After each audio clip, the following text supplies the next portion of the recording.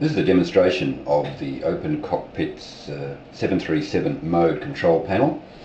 This little beauty I received this morning via Spain. I ordered some time ago, and it replicates a 737 MCP. It's a simple plug and play device and needs nothing more than to be plugged into the USB port, powered from an external hub or an external power supply if possible, in order to power all the LEDs and the digital displays.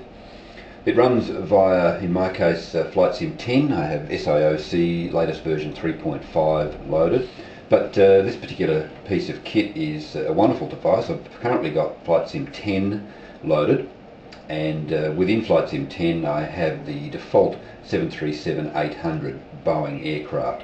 I've made a separate MCP panel just for this demonstration, and the main pilot's display for the 737 in front, just to see the modes as they appear.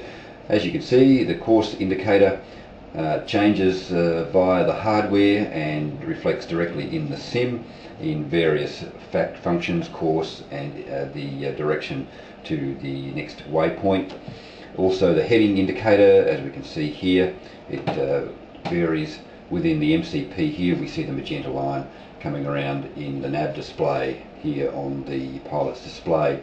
Altitude, of course, up and down, varies and shows on the PFD, and the vertical speed also indicates, and the negative values are modelled within the hardware as well as autopilot on and off. It also has a secondary first officer's course display here that works within the sim, but within this standard 737 panel, the first officer course isn't modelled at all. Flight director comes on, of course, and modelled with a switch and within the PFD, and as well as auto throttle is also reflected there as well. LED comes on, and we can change between when the flight is running, of course, we can change between mark speed and indicated airspeed.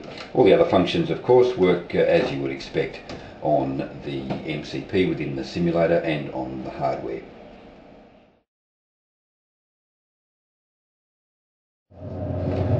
Now, it's one thing to model the MCP within the default 737, which obviously is modelled directly from in the real aircraft, but what about other aircraft that you might want to fly that require autopilot operation? Well, here I have it loaded in the Flight 1 PC-12 within Flight Sim 10, and it operates all functions as you would expect.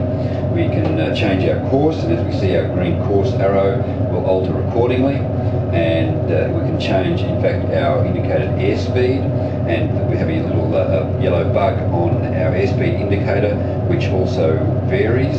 Currently I've got speed locked, so therefore the MCP autopilot is controlling the throttles of the aircraft. I can pull my throttles back to idle, and the physical throttles, which you can't see in the video, but I am, and there's no change to my engine parameters at all. Here we can see the changeover switch, which is now indicating mark speed, switching back to indicated airspeed. Heading, as you would expect again, we have our heading indicator here on a nav display, altering quite as you would expect.